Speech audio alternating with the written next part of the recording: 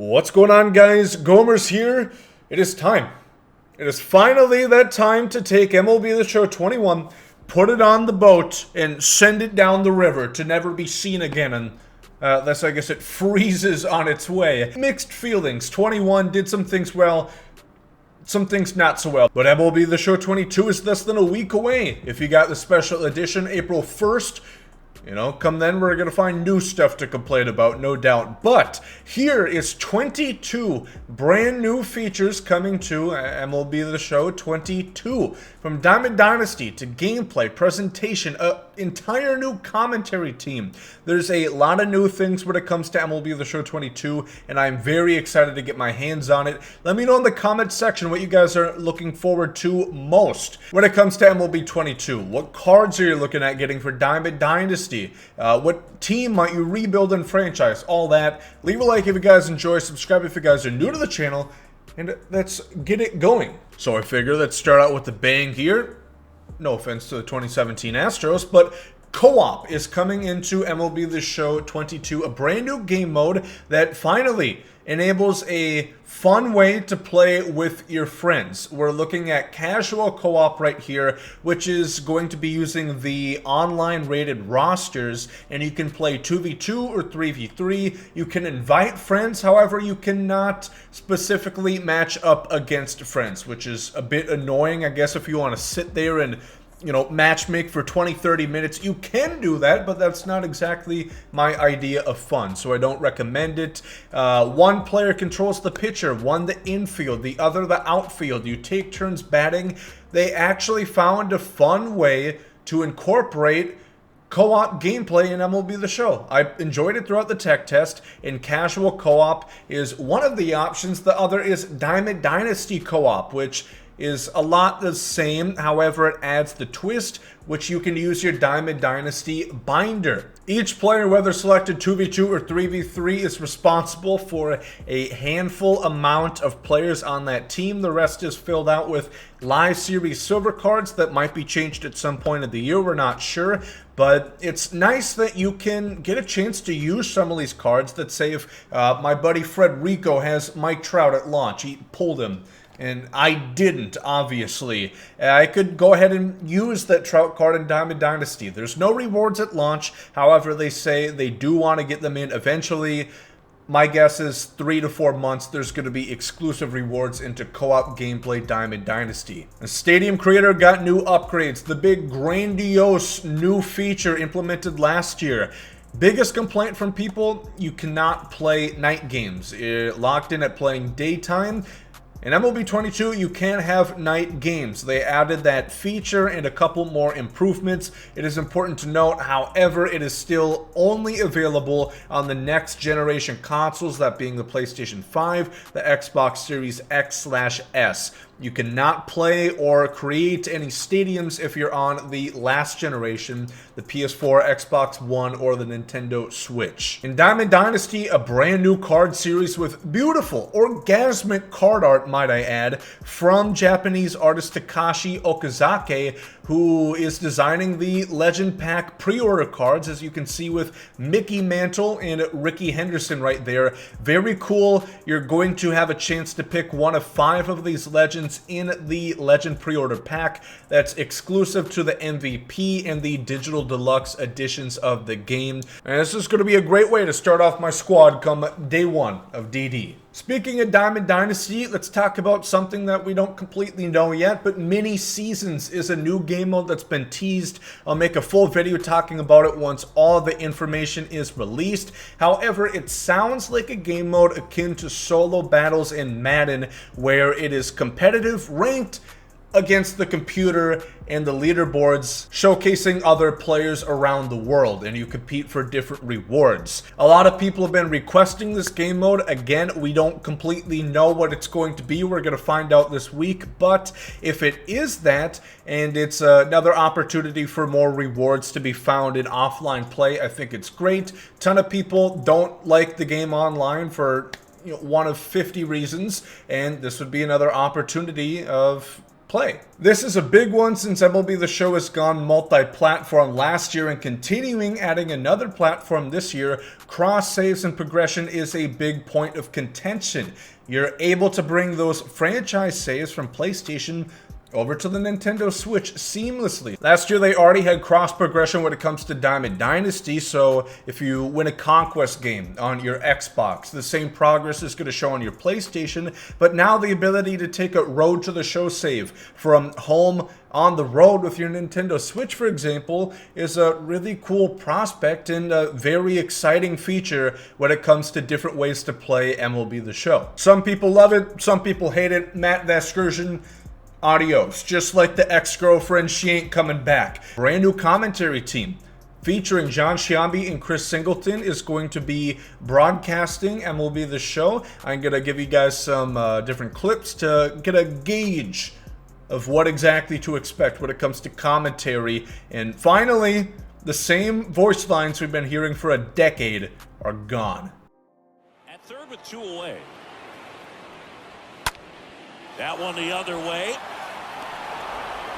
In comes the runner from third, and they take a 2-run lead. A couple of hits in a row for him here. Nice job of driving that pitch the other way on a line. You know, hitters, they take so many reps in the cages working on going to the opposite field, and it doesn't always translate into the game, but right there it did, and he did it perfectly. And now they've got some speed on first, so we'll see if they try to get him into motion. Alongside that, we have brand new presentation options available, which is, again, thank God. It's been so long since we've actually had some differential in the presentation when it comes to MLB The Show. You could play MLB 21 and your grandmother could say, hey, isn't that the game I bought you 5 years ago? Because it looks the fucking same. This year, some new themes that are team-specific are introduced into MLB 22, whether it be loading screens, whether it be home run celebration tickers.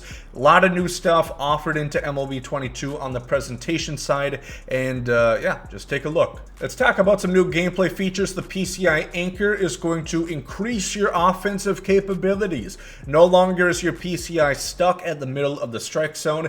Now you can anchor it to different quadrants of the strike zone, so if you're having a tough time picking up that up and in sinker, for example, you can lock it there and adjust from that top up and in quadrant of the strike zone and have a easier chance of hitting that pitch. I'll be honest, in the tech test, when I had my hands on it, I used it sometimes. I think it's going to take some getting used to and mastering to really get something out of it and have it make you a better hitter, for example. So it's going to take time, but I like that it was implemented. I think it's a good feature. In theory, it'll just take some work. We talked about the sinkers up and in right there. It's going to be more difficult because the par or the perfect accuracy region is now like beach ball levels when you want to throw that pitch. Anything that is not a 4-seam fastball, a 2-seam fastball, or a cutter. If you try and throw any other pitch up in the strike zone, it is going to be increasingly more difficult to locate it. So a lot of those high sliders, you're not going to see that pitch as much. You can still throw it. You just have a larger chance of it getting bombed. You know, it's a lot harder to locate those pitches, so throw them at your own risk. Couple new difficulties that are going to help out some newer players to MLB The Show 22. They're introducing the minors and the amateur difficulties. They're both going to be above the beginner difficulty, which is still the lowest, and they are both below rookie difficulty. So these are probably not going to be used by too many people. I tried them in the tech test. I honestly didn't notice any discernible difference between the two.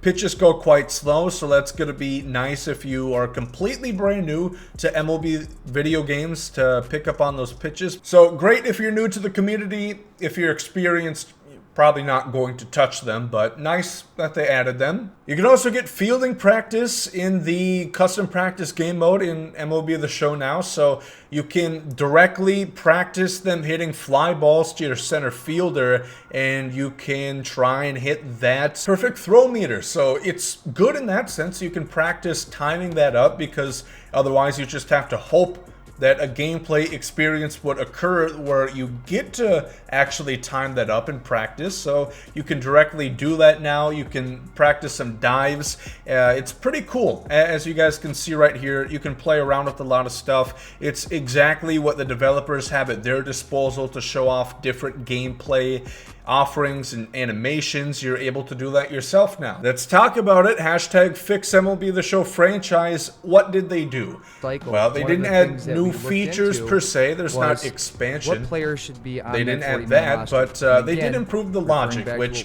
they stressed this is their biggest thing. They want to make it more realistic. They have to fix it before they can innovate. So the trade logic has been significantly enhanced. You see a couple real world options right here where Juan Soto is no longer being traded for a bag of chips, their own word, because that's essentially what happened.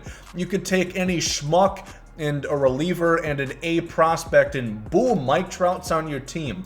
Now you see a trade, Juan Soto.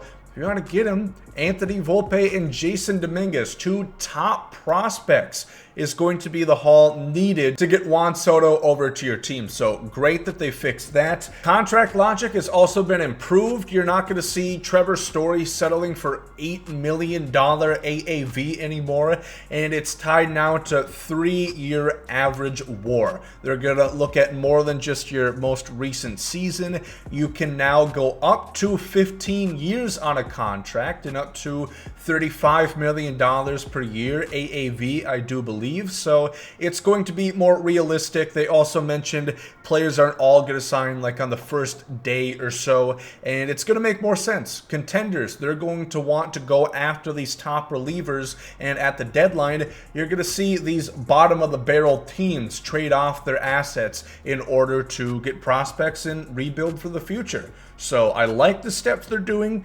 It isn't exactly new features like I said, but it should play a lot smarter. Talk about the sister mode, March to October, the off-season target. That's a new system they implemented this year where you have kind of scouting like they used to in NCAA, where you can prioritize some of these free agents and you'll earn a percentage of likelihood that they're going to sign to your team. So it's a lot like the recruiting process, as I mentioned there, and it's pretty cool. There's different ways, different things to think about. If you want to just focus on Freddie Freeman, you're probably going to get him, but at risk of getting other free agents. So a nice risk and reward feature that they added to March to October, and I'll be honest, they are making that mode pretty interesting, pretty enticing to play now. And along with that, they also added the custom logos, the custom theming of your team in March to October as well. So if you want a different logo for the Orioles, or if you want to, you know, take the Rays and move them to Montreal, you can go ahead and do that. So not groundbreaking or anything, it's taking assets they already had in the game, but it's nice to see it be moved over to MTO, and that mode is starting to get a lot more fleshed out. Two-way capability has been improved unless you play Diamond Dynasty. They mentioned two-way players are not going to be implemented into DD. It's either a pitcher card or a hitter card. But in franchise, Shohei Ohtani is now going to pitch a full season, and he's going to hit a full season. In the past, Ohtani would have like 300 at-bats in the season because his stamina would be so drained, the AI would just automatically sit him.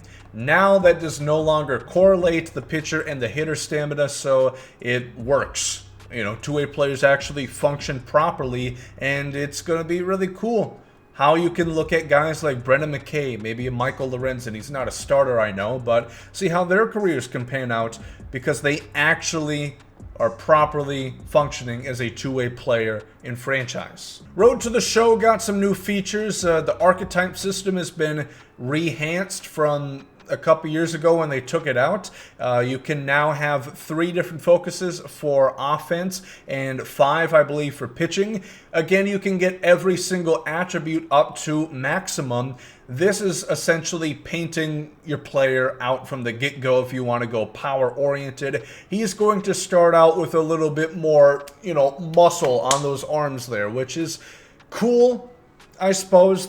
Again, this is something they've had in the game before. They just brought it back. You can now create multiple ball players. Last year, you could only have 1. This year, you can have up to 10, which I'm not too sure the reason for this. You know, you could swap around your different archetypes and mold him into whatever kind of player you want him to be. This will be good for Road to the Show if you want to start over from square one again.